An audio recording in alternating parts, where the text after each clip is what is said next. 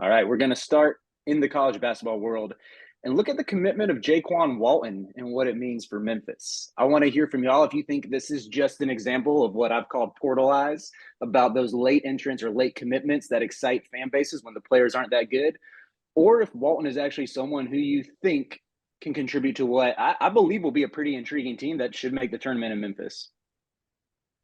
Do you want to go first? I don't have too many thoughts here, so I'll be quick. I don't trust anyone Penny adds.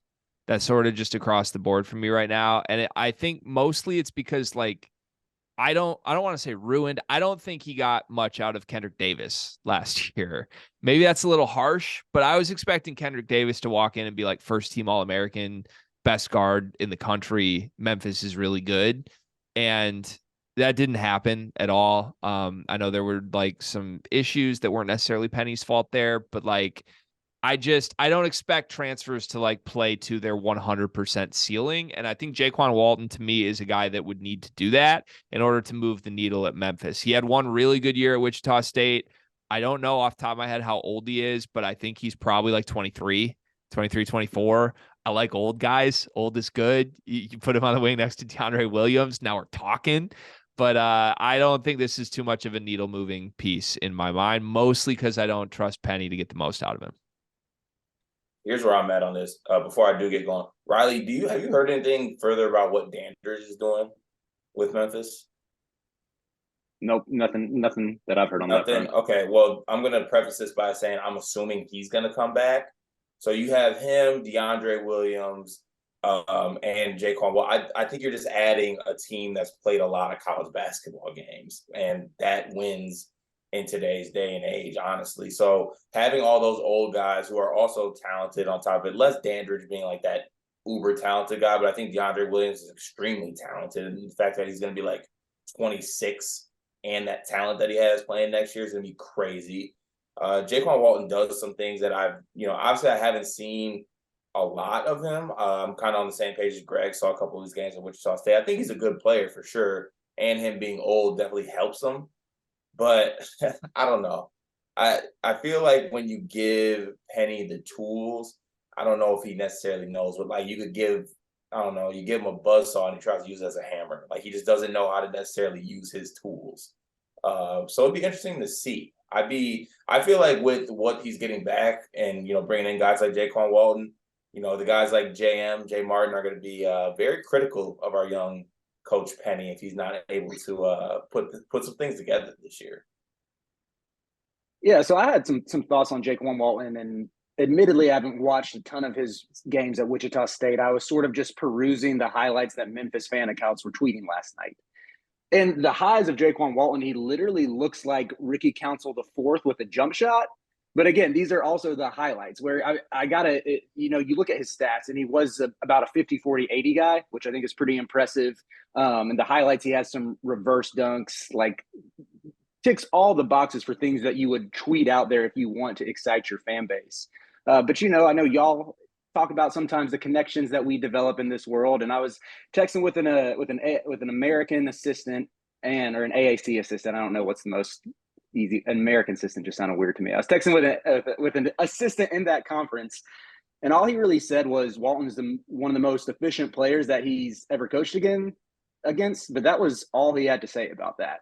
And usually, like when you talk to these assistant coaches about players they've scouted, the ones who are really kind of commanding headlines in the portal, like I've done some of this in working for the Field 68 Daily, and usually guys are like, "Oh yeah, let me call you, let me give you like the rundown on this player." And all I got from this coach was, "Yeah, he's efficient," which you can kind of tell just from looking at his numbers. So that had me thinking, like, I get that he's 6'7", I get that he can shoot threes, but is there something I'm missing here? Like he's coming from a team that was kind of a losing program last year and being thrown to this Memphis team to where there's some intriguing pieces. And I wouldn't blame anybody if they put Memphis in the top 25.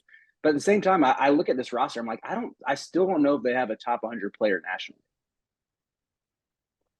I rather have a coach roast me to the end of times in hell than respond to my game saying he's efficient.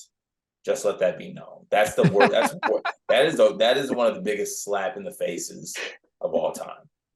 Yeah. My skepticism to Memphis is just like, I feel like his rosters have gotten weaker, and they're not bad on paper, but just like the talent level, in my opinion, at Memphis has clearly gotten further behind where it was a few years ago, where like he had teams where he had Landers Nolly, Boogie Ellis, Lester Quinones. Like that was his backcourt. That's an awesome backcourt, even if they kind of don't complement each other well. Like that's 3 awesome guards. And those teams were just fine. Like I think they finished like between 3rd and 5th in the American, and like got 8 to 10 seeds in the NCAA tournament, or would have. One of those was the COVID year. Like I just feel like it, like that stuff, like those guys don't seem to be staying there. Like we're replacing those guys with like just holding over DeAndre Williams and Walton, who I don't think is as good as those guys. Like or whatever Lawson twins are willing to stick around. Like I just don't know. And the 5-star freshmen are gone, which maybe is a good thing with Penny. I don't know. I don't know that there's anything Penny could do that I would trust, is the point, which probably isn't fair to Walton, because I like what's there on paper from his 1 year at Wichita State. I just like, that's my stance on all things Penny until proven wrong, right or wrong. I will say being able to get a 6'7" wing who can shoot on July 27th is pretty impressive. I think, like, you want to ask something, Cart? No, I'm just saying you sorry, it's a natural reaction when I hear 6'7" wing that can shoot. Why weren't more people after Walton? Like he wasn't getting chased everywhere. He had a gun charge, didn't he? Did he? What'd you say, Cart? Didn't he get arrested? Yeah, he got arrested for a marijuana possession. Was what I read. Sorry. Oh, if Brandon Miller didn't just go through that, like, well, if Alabama just didn't go through the Brandon Miller saga, there's no way that like Oates tells him he's not going to take him. You know, I thought the arrest was literally just a reaction of like, hey, I dealt with this all last year. Like, go find a new school. Yeah, that's true. Yeah, I mean, and I probably shouldn't say people weren't after him, given the fact that he was going to transfer to Alabama. So, yeah, at this stage, I agree. I think that's a good ad. I'm just skeptical of all things. I will say, I don't know if this is even like appropriate or inappropriate to say, but I'm a big just headshot eye test guy. Jaykwon Walton's ESPN headshot looks like he's a second team All-American. And he also looks like the most Memphis player I've ever seen. Like if I were to envision what a creative player would look like for Memphis, it would be Jaykwon Walton. From what I remember, yeah, he's got a little bit of like Chris. I'm sorry, keep going. I was just gonna say there are a little bit of Chris Douglas Roberts vibes in that headshot. So yeah, like I expect like a swaggy looking player. He's a swaggy looking player off of ESPN headshot. Card, I feel like he's gonna hit me with a "What do you mean by that?" And Again, let's just keep going. Let's just keep going. All right, what's the next topic, Rob? All right.